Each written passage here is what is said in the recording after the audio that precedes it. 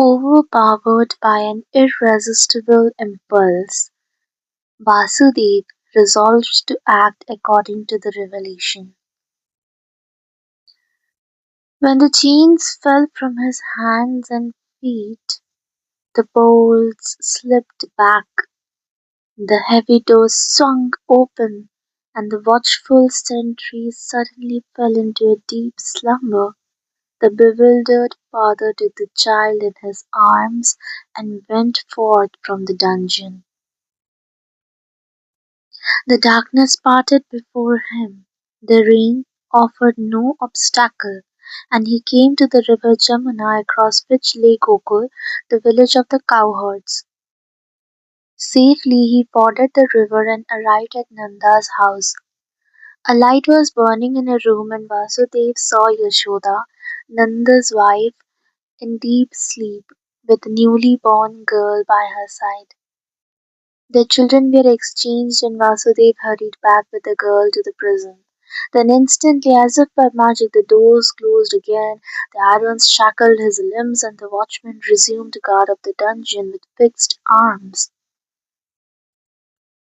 In the morning, the people of Gokul were pleasantly surprised to discover that it was a boy and not a girl that has been born to the beloved chieftain. Nanda and Yashoda, though puzzled, accepted the child as their own and named him Krishna, the Dark One, for his complexion was deep blue, like a dark rain cloud, or like the Tamal tree, or like the dark waters of the Jamuna. Kams came to learn of the birth of a child to his sister. He hurried to the prison, determined to kill it with his own hands. The tyrant found that it was only a girl, but remembering the prophecy, seized her. The babe miraculously slipped from his hands, and ascending into the sky declared mockingly, "He who shall slay you, O wicked man, is even now growing up in the village of Gokul on the other side of the Jamuna." Kamsa's heart was filled with fear.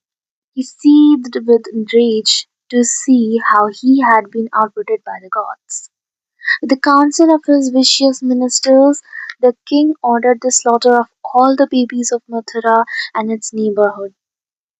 Himself an incarnation of evil, he had in his employ many evil creatures whose cruelty stopped at nothing, and who, it is said, could, like magicians, assume diverse forms to fulfill their diabolical purpose.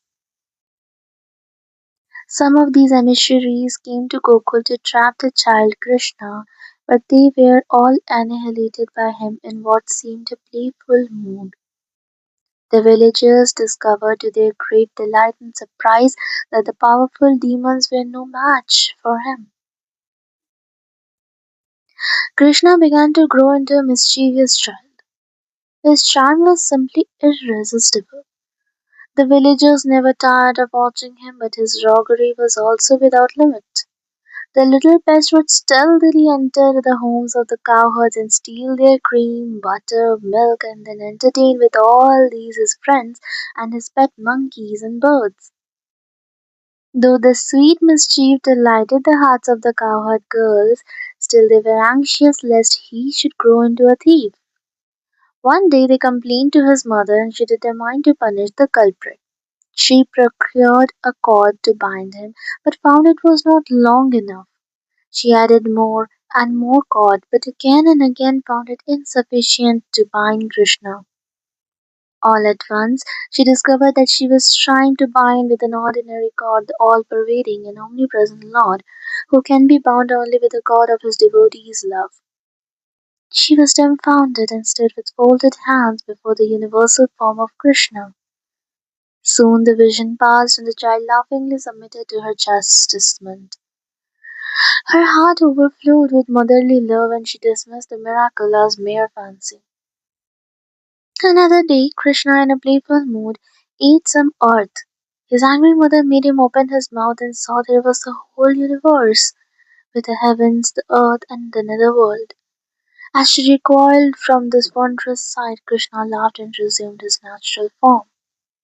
And so the season passed. When Krishna was 7 or 8 years old, Nanda and his cowherd friends moved to the forests of Vrindavan.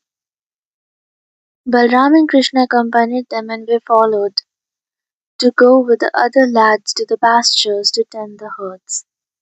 They were delighted years that Krishna spent with the herd boys and herd girls of Gokul and Vrindavan, the forest and pastures and along the banks of the Jamuna. He was particularly fond of the herd girls called gopis. He was a playfellow and special pet. Their mutual love was deep and intense, but singularly free from any worldly stain. Their love episodes in the woods and dales and meadows of Vrindavan are still cherished by millions of Hindus and form an important part of India's mystical literature.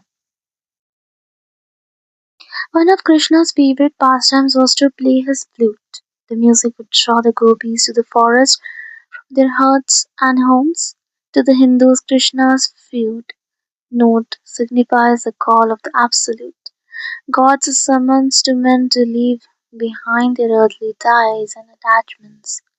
Under the blossom-laden trees and with a sound wind blowing gently, Krishna and his friends would put up swings and play all day long. Sometimes the girls would form a ring around a great tree and try to capture Krishna as he went darting in and out under their arched arms. Even the beasts of the herd had for him a special love, and the cows would gaze at him or low happily when he caressed them.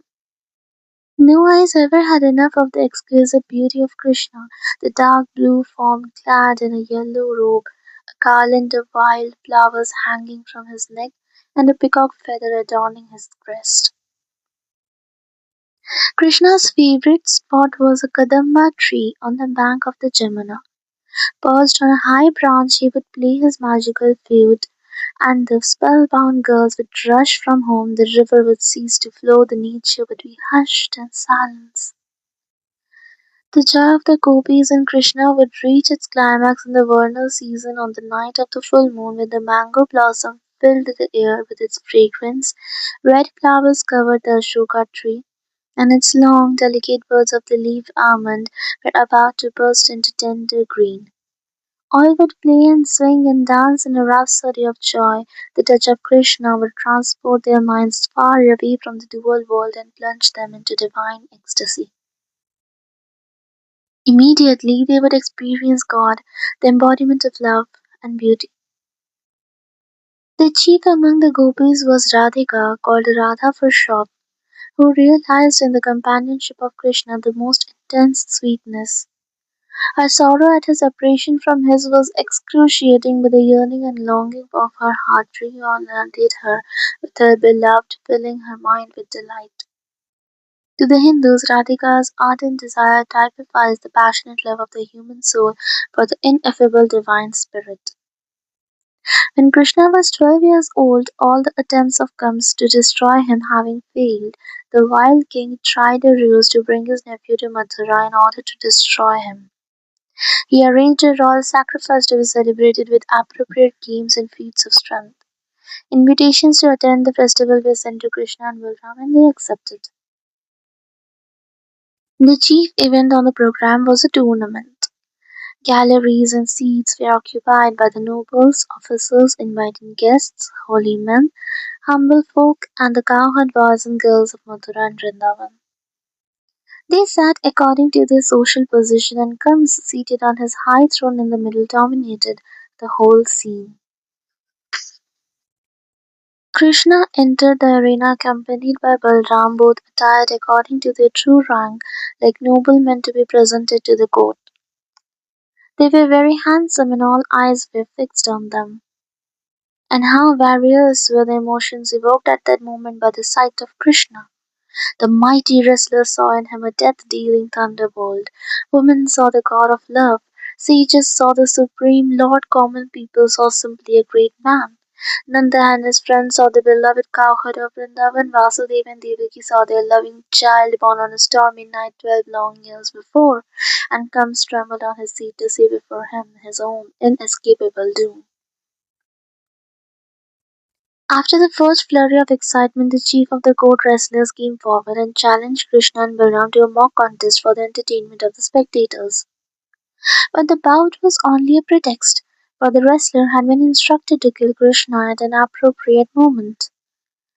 Krishna discovered the trap. He manifested superhuman strength and killed the goat wrestler as if in mere play. Whereupon Kamsa sprang to his feet and fell upon Krishna.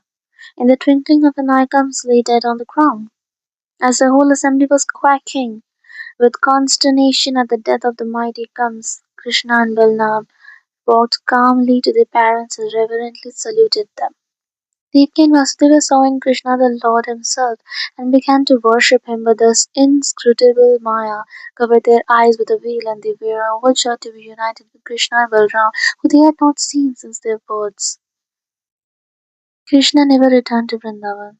He felt the call of a new mission. The complex national life of India summoned him to new activities. After slaying Kams, he gave the kingdom to Kamsa's father, Ugrasen. Soon after, he founded the city of Dwarka on the sea coast of Gujarat and placed it with the surrounding kingdom in the hands of his kinsmen. From now on, he dwelt in palaces of kings and princesses. The sweet episode of Vrindavan was tucked away in a niche of his mind as a pleasant dream. He promised the heartbroken and wailing gopis that he would reveal himself in their hearts whenever they longed to see him, but it would only be a revelation of his spirit form. Though Krishna became the advisor of kings and princes in matters of diplomacy, wars, and statecraft, he occupies no throne himself. He would create or conquer kingdoms but then give them over to others. Everybody noticed that though intensely busy with the affairs of the world, he never identified himself with any action. He was always a detached witness of events. He showed utter impassivity in the midst of a whirlwind of activity. On the highways of the world he moved, taking interest in every event, great or small, yet was never stained by worldliness. Though his hands and feet were ever busy in the world, yet his mind seemed to be fastened upon something not of this world. He looked on the world and its movement as a dream unfolding at the bidding of a higher will, and regarding himself as a mere spectator. Even while mingling with kings, he never actually interfered with their work. He did not impose his will upon others. His very presence would reveal what was right and what was wrong, but he would leave it to the individual to decide what he should do. Sometimes, at most, he would remove an obstacle so that the will of the man might have unimpeded play. Thus he permitted events to take their own shape and strove always to aid the course of destiny, even though destiny might lead in the end to the self-destruction of all the things. And the next part will continue. Thank you.